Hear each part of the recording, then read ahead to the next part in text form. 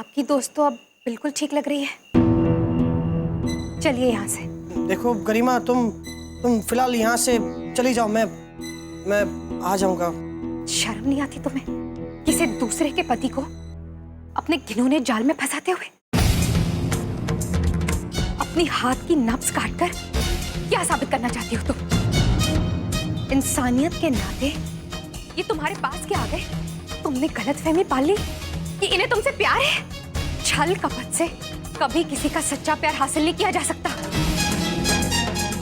ये मेरे पति हैं, मेरी कोख से जन्मे हुए बच्चे के बाप हैं ये।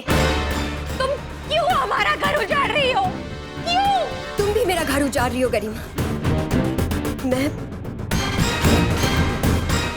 मैं एक बच्चे को जन्म देने वाली हूँ।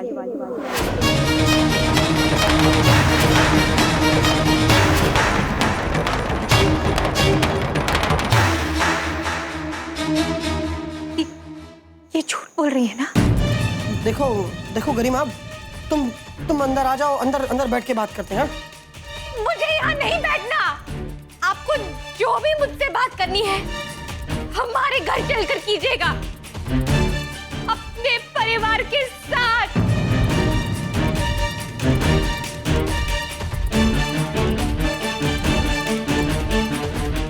अगर तुम मुझे इस हाल में छोड़कर चले गए तो मैं अपने साथ साथ इस बच्चे को भी मार दूंगी। मैं सच कह रही हूँ, मैं खत्म कर दूंगी। मीरा ये क्या कर रही हो? सच कह रही हूँ। मीरा रुक जाओ। मीरा इसे कहो यहाँ से चली जाए। तुम जाओ यहाँ से, तुम्हारी वजह से मीरा गरिमा तुम जाओ यहाँ से।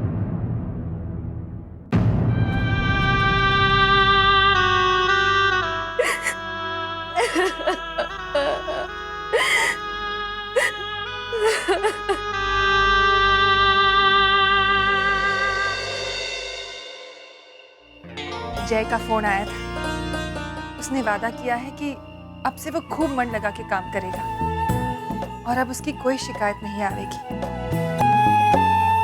मारे को पता है कि तूने ही उसे समझाया होगा। जब भाई साहब का फोन आया था और उन्होंने मारे को जय की हरकतों के बारे में बताया, तब मारे को बहुत गुस्सा आया था। इसलिए मैंने थारे को। माँ तो गुस्सा करती है ना, उसका तो हक बनता है, लेकिन मुझे खुशी इस बात की है कि उन्हें अपनी गलती का एहसास हुआ और इस बात का भी यकीन है कि वो एक दिन कामयाब बनकर लौटेंगे। हम सबको भी यही उम्मीद है। चल दूध पी ले, परीक्षा में दिमाग तेज रहेगा। आशा बिल्कुल माँ जैसी है ना?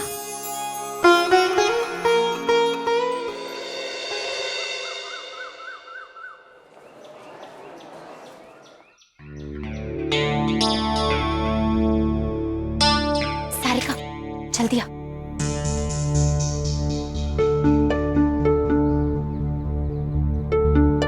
तू बिल्कुल घबरा मत, मैं बिल्कुल वैसे ही बांधूंगी जैसे प्रैक्टिकल में बांधा था।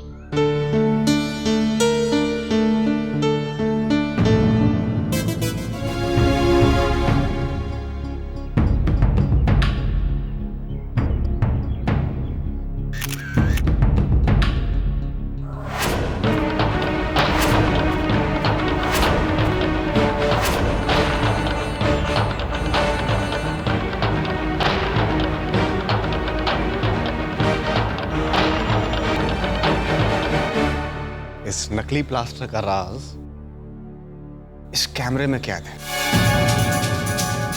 आह, कितनी अच्छी तस्वीर है। एग्जाम के दिन एक मेडिकल स्टूडेंट दूसरे मेडिकल स्टूडेंट के हाथ पे झूठा प्लास्टर लगा रही है। अब ये तस्वीर प्रिंसिपल साहब को दिखानी ही होगी और इस झूठ का अंजाम क्या होगा ये तो आप अच्छी तरह जानती ही होंगी, मिसेस सारिका पोद्दार।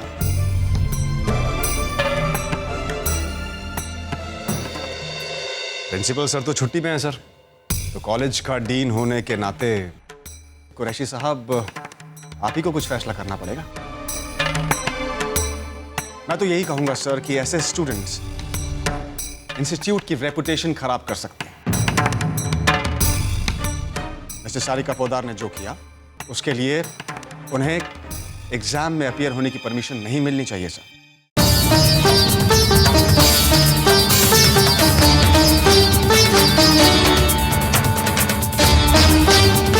इनफैक्ट मैं रिकमेंड करूंगा कि मिसेस सारिका पोद्दार को कॉलेज से रस्टिकेट कर देना चाहिए। नहीं सर, मेरे पास रीजन है ये सब कहने का। अगर हम ऐसा करेंगे तो बाकी स्टूडेंट्स के सामने एग्जाम्पल सेट करेंगे कि झूठ बोलने का अंजाम क्या हो सकता है। आहा, एग्जाम भी शुरू हो चुका है तो अब क्या फायदा। सर, मेरे पास आपसे एक रिक्वेस्ट है। आप प्लीज तरुणा का एग्जाम देने दीजिए। इसने कुछ नहीं किया सर, सारी गलती मेरी है। तरुणा, आप जाइए और अपना एग्जाम दीजिए, जाइए आप। No sir, Taruna please. Sarika जा।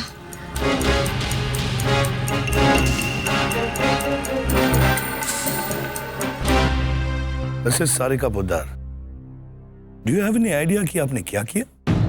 आपको प्रैक्टिकल में असिस्टेंस की परमिशन इसलिए दी गई थी क्योंकि हमने सोचा कि आपकी प्रॉब्लम जेन्युइन है, लेकिन आपने तो एडमिनिस्ट्रेशन को धोखा दे दिया। मैं जानती हूँ कि मैंने हाथ में चोट लगने का और पट्टी होने का झूठ कहा, लेकिन आई नो मैं जो आपसे कहने जा रही हूँ that's gonna be my personal problem.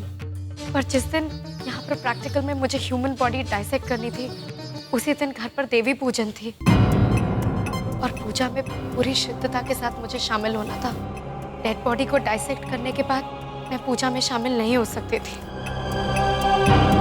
जिस तरह मेरे लिए प्रैक्टिकल इम्पोर्टेंट था, उसी तरह एक बहू के नाते रीति रिवाज के अनुसार पूजा में शुद्धता से शामिल होना भी इम्पोर्टेंट था। मैं प्रैक्टिकल ना देकर अपना साल बर्बाद नहीं करना चाहती थी और ना ही मैं अपने घर के नियमों को तोड़ना चाहती थी। ऐसी दुविधाओं में घिरी हुई मैं अकेली नहीं हूँ सर। मेरी जैसी बहुत सारी औरतें हैं जो शादी के बाद घर से बाहर जाती हैं काम करने या पढ़ने के लिए। सर, इस तरह की प्रॉब्लम्स हम औरतों को रोज रोज फेस करनी पड़ती है। ऐसी स्थिति में फैसला लेना थोड़ा मुश्किल हो जाता है, इसलिए उस वक्त मुझे जो ठीक लगा मैंने वो फैसला ले लिया। बस बस बस, इतना भाषण देने की जरूरत नहीं है। सब प्लीज।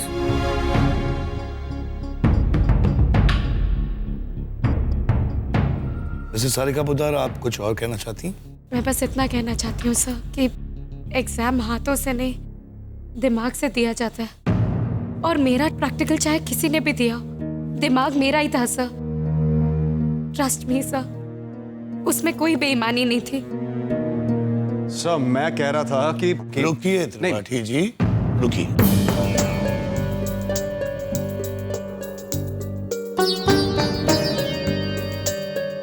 आपको अब और कुछ कहने की जरूरत नहीं त्रिपाठी जी।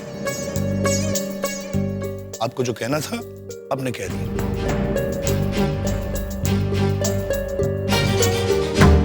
और मिसेस सारिका पोद्दार को जो कहना था उन्होंने भी कह दिया। 2 घंटे का पेपर 1.5 घंटे में पूरा कर पाएंगी आप?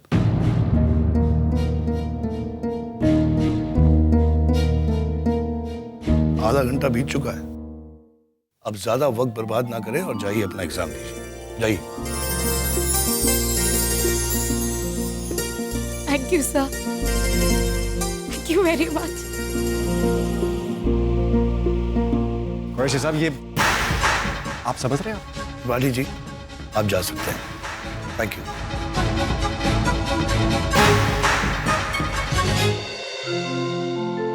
Sir, may I come in? कम इन।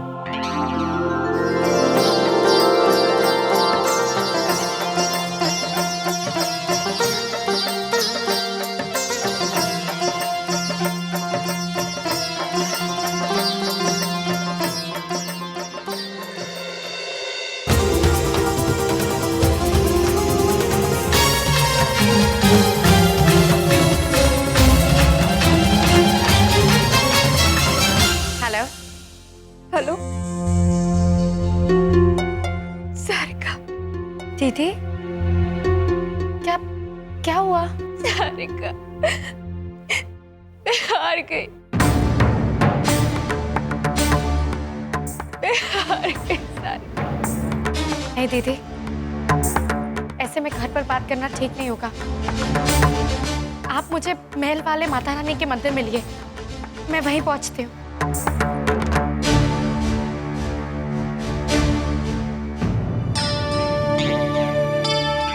काफी जल्दी में आप घर जाने की, काफी टेंस नजर आ रही हैं आप। क्या हुआ? एग्जाम ठीक नहीं हुआ? मेरा मतलब है आप पास तो हो जाएंगी ना? जी सर। कुरैशी साहब का एहसान मानिए कि वो आपके ड्रामे से इंप्रेस हो गए और आपको एग्जाम में अपीयर होने की परमिशन दे दी। उनकी जगह कोई और होता तब आपको पता चलता कि झूठ बोलकर प्रैक्टिकल देने का अंजाम क्या होता है। Sorry sir, but you wrong here. मैंने वहाँ जो भी कुछ कहा वो एक ड्रामा नहीं था, पर हाँ, मैं कुरैशी सर की शुक्रगुजार हूँ कि उन्होंने सच को समझा और मेरा साथ दिया। कोई और होता तो शायद सच को पहचान नहीं पाता। लेकिन मुझे गर्व है इस बात का कि कुरैशी सर किसी की बातों में आए बिना सच और झूठ की परख कर सकते हैं।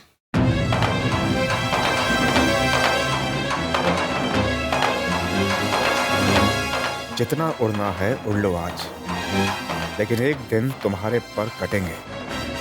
एनआरआई लड़के को तुम्हारी सीट नहीं दिलवा पाया मैं। इतनी आसानी से अपने $80,000 का नुकसान मैं भूलने वाला नहीं हूं। क्या मीरा आदेश भैया के बच्चे की मां बनने वाली है?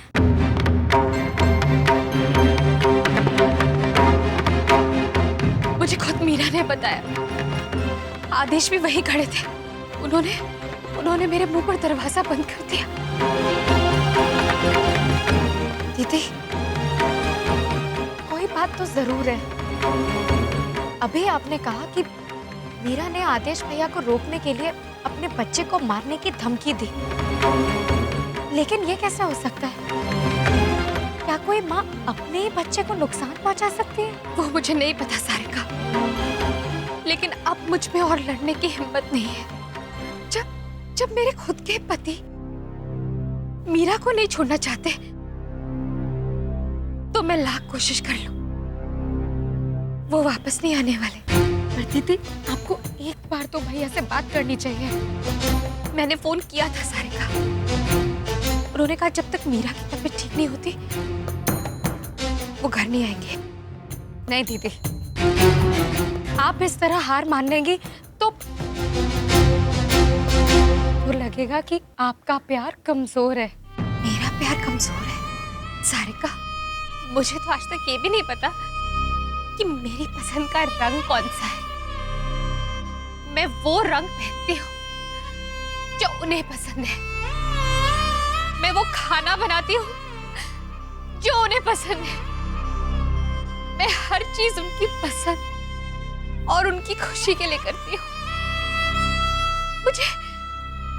मुझे तो याद भी नहीं कि मेरी पसंद क्या है, मेरी खुशी क्या है। मुझे बहुत खुशी मिलती थी जब मैं डांस करती थी। हाँ सारिका, मैंने नाचना सीखा।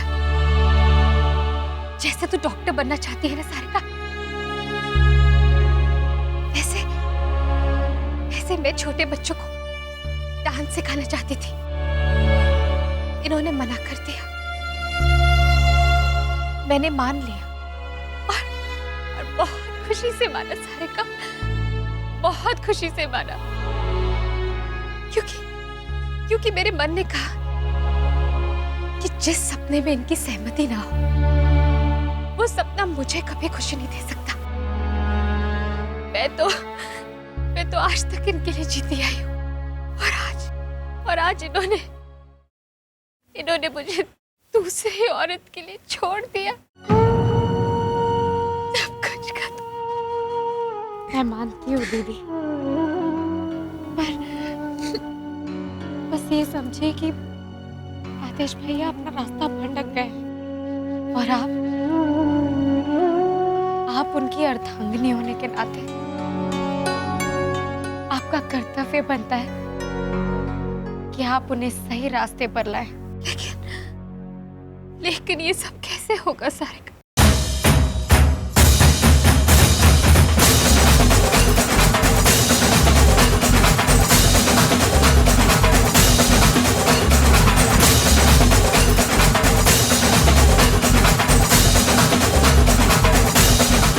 दीदी, आज तक आदेश भैया ने आपका वो रूप देखा है जो अपने बीन, अपनी बच्चे के लिए समर्पित था। लेकिन अब वक्त आ गया कि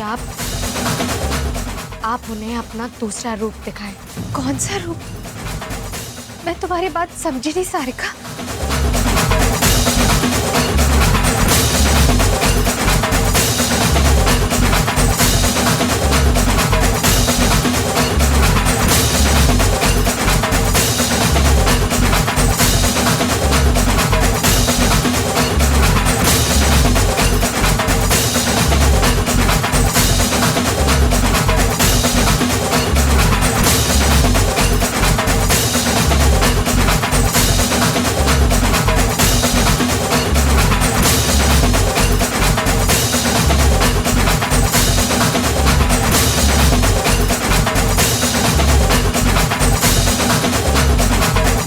दीदी,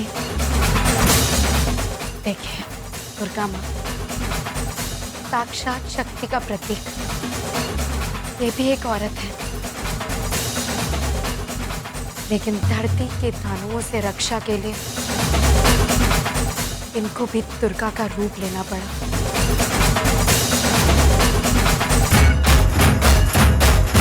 आपको भी मेरा नाम की बुराई से आदेश भैया की रक्षा करनी पड़ेगी। अपने अंदर की शक्ति को पहचानिए दीदी। अगर एक औरत अपने घर संसार को प्रेम से, समर्पण से संवार सकती है, तो विपत्ति आने पर रक्षा के लिए अपनी जान का दांव भी लगा सकती है। अगर औरत त्याग और समर्पण की देवी है, तो दुर्गा माँ भी औरत का ही रूप है। अब गरिमा दीदी को अपनी गरिमा वापस लाने के लिए लड़ना होगा। अपनी बच्ची के पिता को वापस लाना होगा।